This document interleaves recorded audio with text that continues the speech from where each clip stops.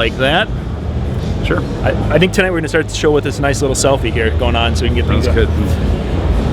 Good evening. It's Wednesday. Well, for us, it's Wednesday morning. For you, it's Wednesday night. This is Wednesday Night Lighting Chat here on DJNTV, and I've got Nick Airriess here from Chauvet DJ. Nick, we're at DJ Expo again, and wow, you guys have outdone yourself again on the stage. Oh, we aim to please. I mean, we're going to be going through one of the coolest light shows, and I've been up here on stage because I've been doing some recording of the performers. Wow.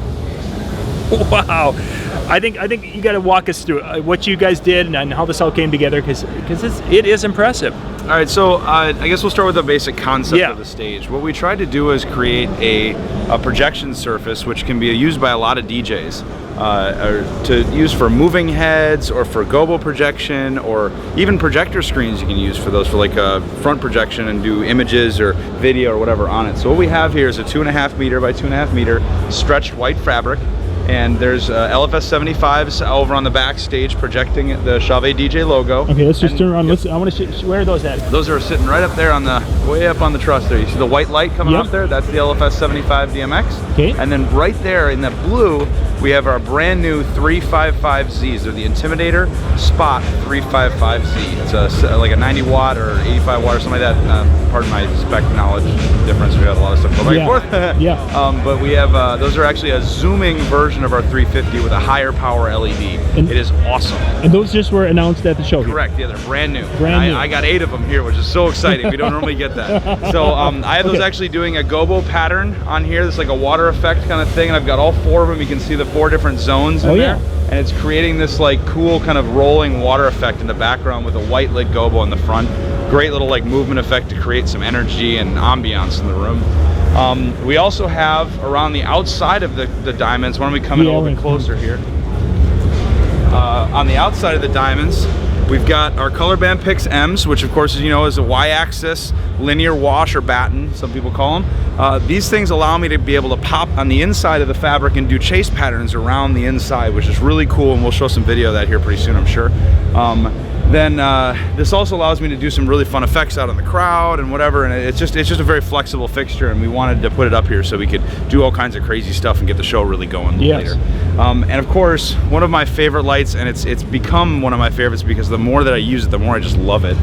This is the Intimidator Wash Zoom 350 IRC. It's a zooming wash light. You can do a kind of a beam light or a very wide wash. It's got RGBW LEDs in it. It's got 7 there. They're 20 watt LEDs. Really cool stuff, and we have 4 of them up there. And so there's a total of 16 of the Color Band Pix M's and 4 each, so a total of 8 of the wash zooms. So you can see we've got these 2 giant diamonds on either side of the stage. And also a really new product just came out with. It's called the Shocker IRC. It's we actually got them right here. There are 4 of them on stage. They're not on at the moment because, of course, they're a strobe. So they're you know, only on when you're trying to create energy or, you know, whatever. So the those ones, well, we'll do another shot of those here. Yep, we'll get the show here. Yep. So really, really cool stuff. We've got 4 of them on each diamond in the 4 corners. That way we have a really great effect going on, and it allows them to be able to really be really punchy and go all over the stage. So. The other thing we wanted to do was kind of create like a DJ facade behind the DJ, kind of to show off some really fun programs and just more crowd energy stuff. So we added in our core 3x3s. These guys are, there's actually 6 of them on each side, so 12 total, and they make these really cool little chevrons on either side of the stage. So you get these neat little patterns, and we run some auto programs and whatnot. They just get the crowd going like crazy. It's awesome. Those are very cool. I've got 3 Scorpion duals down below here shooting up over the DJ's head, which is great for, you know, energy, and you can see the DJ punching his hand through the laser sky effect, which is also really cool. And of course, we've got 4 geysers mounted around the side here. We've got to have these in, and I try to do something a little different this time, where the actual geyser bursts run into each other and like mix, which is really cool. You'll see that in a second. It's so we have 4 of them, 2 here and 2 here on either side of the chevron, just shooting straight up, and they mix right in this kind of middle area right above the DJ's head, and it just looks so cool. Yeah, it really did. It really was impressive. So a couple other products. One of the other new ones that we're showing at the show here is the Intimidator Wave IRC. We've got 8 of them up on the stage. Yes. There's these little 5-headed ones. You've probably seen them over at the booth. Let's see. Yeah, we've seen them in the booth, but we're gonna zoom in here. Yeah, well, actually, those are them off. They're not running at the moment, but we'll use them when people get up on stage and start going. When I like to program, I like to have a couple of lights that remain off until the artist is actually on the stage and going. It just gives an idea. It lets people know that something is happening. Yeah. You know, there's a lot of people I've seen just leave the lights on and just do an auto run or whatever, and they don't know when the DJ's actually up or not. So that's one of the things I do when I program. What do those have for wattage and LEDs in that? I'm pretty sure they're 12 watt. You have to check that, but I'm pretty sure they're 12 watt LED. Right. And they actually have a lens on it, kind of like our beam shots. They're a very narrow beam, and they have they're quad color LEDs. They're red, green, blue, and white. So they're really, really bright, cool beams. Do some really cool like wave patterns. Hence the reason we call them the Wave. Yeah. And then of course IRC control. Granted, we're not using that here. We're using DMX. So. Yeah, you're full DMX. The whole stage is controlled by 2 universes of DMX for those that are into that stuff. So not a whole lot of expense when it comes to the control software and stuff like that, but it's still there. Yeah. The other one that you're seeing, the beam that you're seeing up there, is actually the 350 FX. Now, this light you don't see all that often. We haven't used it a lot in the bigger situations. We use it in the booth all the time. Yeah. But I wanted to showcase this because it's an awesome beam effect. It doesn't have gobos though. It has 2 lenses that actually rotate. Now, I remember we talked about this at LDI last year, and it was kind of a weird new effect that nobody else had. And so I wanted to show it off with this one. And we'll get some shots here a little bit later of it doing its thing. Actually, where is it on the floor? It's projecting right now. I have it running as a beam. So you see these 3 little dots going around in circles. If I were to switch over and actually start rotating the lenses, it would create like a circle, a pulsing circle, or a flat line. Yeah. It's best been compared to like a laser. It's interesting because you got to think about it. You're combining a beam and a laser together. It's kind of funky, and that's.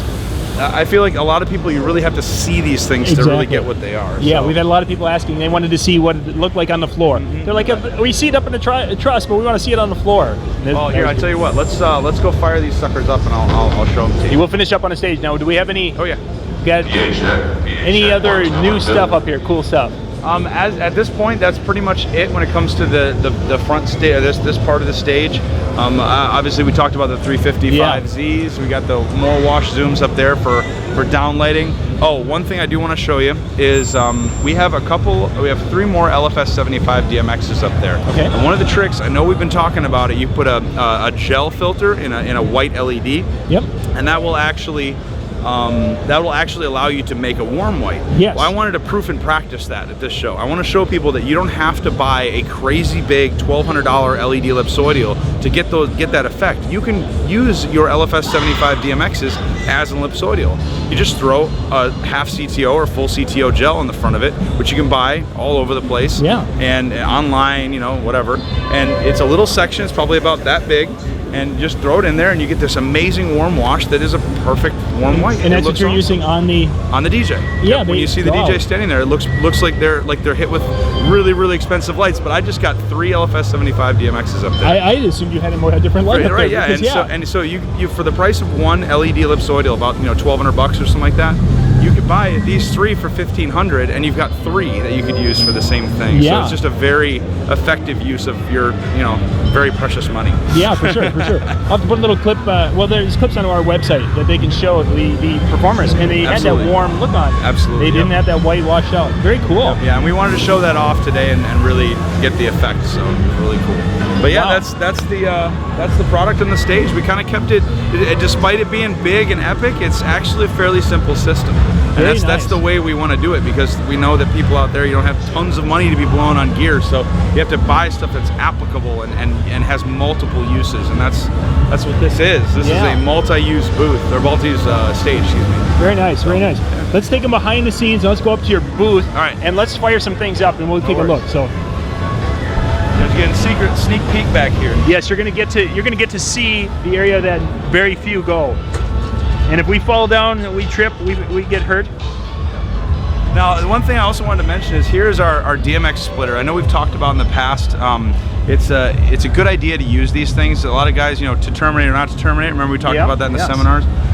This is this is a bank of 4 DMX splitters, because sometimes I've had to go for universes like big. Yeah. And so what I'm doing is I have all my DMX feeds coming from my Show Express, and then my lines going out to my lights up to the stage. Yeah. This way it assures I get good signal and good you know, transmission between all the lights. And I never use terminators, and as you can see, it works just fine. Yeah. And I have more than 1,000 feet of DMX up there easily. Wow. So it's not a question. Wow, very cool. So, very nice. let's keep walking. Let's keep going now. We're behind the scenes. Shh. You're not supposed to be back here. We're not supposed to be. Well, we can be back here, but most people aren't supposed to be back here. So we're coming up to the spot so where it all happens. here's the control system. We're using, of course, Show Express version 6.34. This is my Mac laptop we're using to control this, and I have it split to a monitor, so we have both of our control systems here. Actually, when I'm running it during the show, I have both live screens up, so I can see what things are and everything. And then I have a MIDI controller right now. This is the brand new APC 40 MK2. Super brand new and awesome, but anyway, that's another thing entirely. So what I have on here is I actually have full control through Show Express of all of my dimmers, all of my specific spot locations. I have movement programs mapped in here. I have a little bit of everything. I like to be able to watch what I'm doing and not have to look at it. So yeah, that's why a lot of guys, I know they use touch screens for Show Express, which works, but the thing that it bothers me about it is that I'm an old school lighting guy. I like to watch the stage and hit a button. Yeah. I don't want to have to look at something and say, You know, it takes that extra look that really bothers me. That's why I always have a MIDI controller, always. And of course, you know, with Show Express, you can trigger it from MIDI software too. It doesn't have to be a controller. It can be from your Ableton or from your Serato or Tractor or whatever it is the DJ software you use. They all have MIDI interfaces that you can use to connect to this same software. So that's another discussion entirely. So let's take a peek. I wanted to show you those 350 effects patterns. So watch the 350 effects. I'm gonna turn the brightness up a little bit on them here so you can see it. There we go. All right. So now this is the circle pattern. Now you can see how it looks kind of wavy like that. Yep. Now if you look on the floor, you can see the circle patterns doing like a flashing or whatever. Yeah. That's the actual. I call it a circle pulse, and that's the lens is creating this like spirograph effect kind of thing on the ground. Really cool. So we've got that program.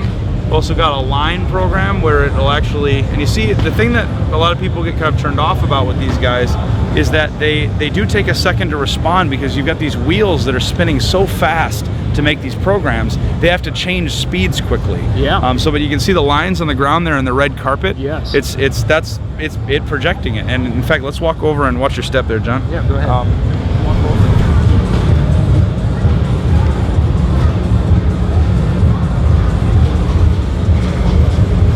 So you can see the effect of them spinning around and making this like laser kind of effect in the air. Isn't that cool? That is cool. It's just unique. It's not anything you see anywhere else. So let's talk about, since we're here. Yeah. How are we getting the particulates in the air? Oh, of course, the foggers, hazers. Excuse me, hazers. So we have 2 Hurricane Haze 3Ds. I'll give you guys a little insight because it's DJNTV, and I like to hook you guys up with insider information. I accidentally shut off one of my hazers yesterday, one of my Haze 3Ds. So I only ran one of them the whole day. It filled the whole room. I didn't even need the other one. It was amazing. I couldn't believe it. I was talking with John this morning when I walked in and said, my tank's full. That's weird. Oh, I didn't even use it yesterday. That's crazy. So we used one hazer, one Hurricane Haze 3D to fog this entire area here. And that's running on our HFG haze juice. So very efficient, very just crazy impact. And of course you can see the haze in the air gives these beams life. It gives them, you know, depth in the stage, and that's what we want. You can see the wash zooms. You can see the beams off of those. You can see the beams off the 350 FXs. Let me go pitch the color band Pixis around to you. Yeah. Now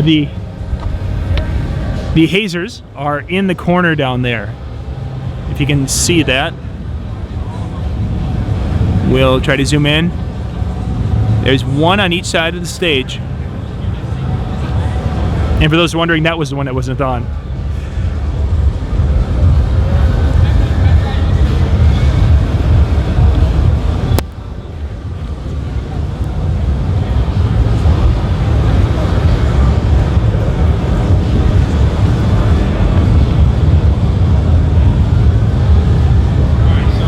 the Color Band Pix M's on a movement program, and as you can see, as they rotate and go on that Y-axis, they give you a really nice stage depth and kind of look, and then of course they hit the fabric, and it just takes the whole show to another level. It's awesome. And that chasing pattern you were using yesterday with those on that fabric, that was a really cool. Those are all built in. I don't use pixels or anything for that. They are built into the unit.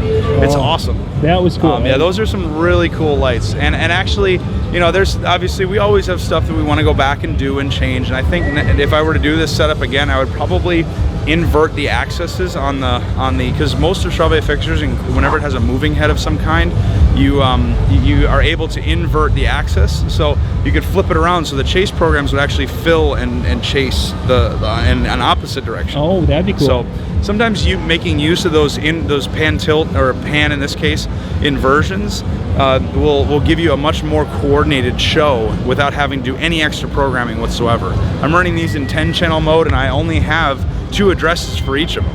They're all separate. But as you can see, it looks like they're all moving independently right now. It's really cool. So it's all just about, you know, little tricks you can play that will make it look like the whole show is programmed crazy, even though you're saving yourself a heck of a lot of time. So, but yeah. Oh, I told you about the guys in the back, and then we also have 2 in the front here as well. I'm gonna go ahead and give those a hit. I was just gonna say, it's about time for Geyser. And of course, he's headed back to his booth, and we are here.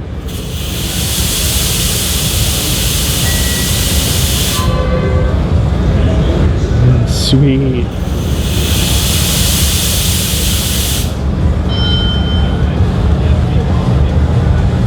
As usual, those things always deliver. Oh yeah, it's so much fun. That is cool. So I like the way you have that. This is the 3rd year we've had the Geysers on the stage here at DJ Expo. The DJ Expo is actually the place we debuted the Geyser RGB, and we had 4 of them on the stage the first year, and last year we had 6, this year we have 6. It's just such an amazing light. I could play with those all day. Yeah. So. Well, that was cool during the show yesterday when there would be a change in the music, a dramatic change, and boom, you hit the geysers, and the effect was just phenomenal. Yeah, it really is just an amazing thing. You want to see the strikes, the strobes we got up there? Yeah, let's do that. Let's do that. It probably won't show up great on the camera, but let's take a look. I'm going to see the effect. Let's see how it works. Now we'll be looking at the strobes. The strobes which are in the corner of, there we are. Oh wow, nice.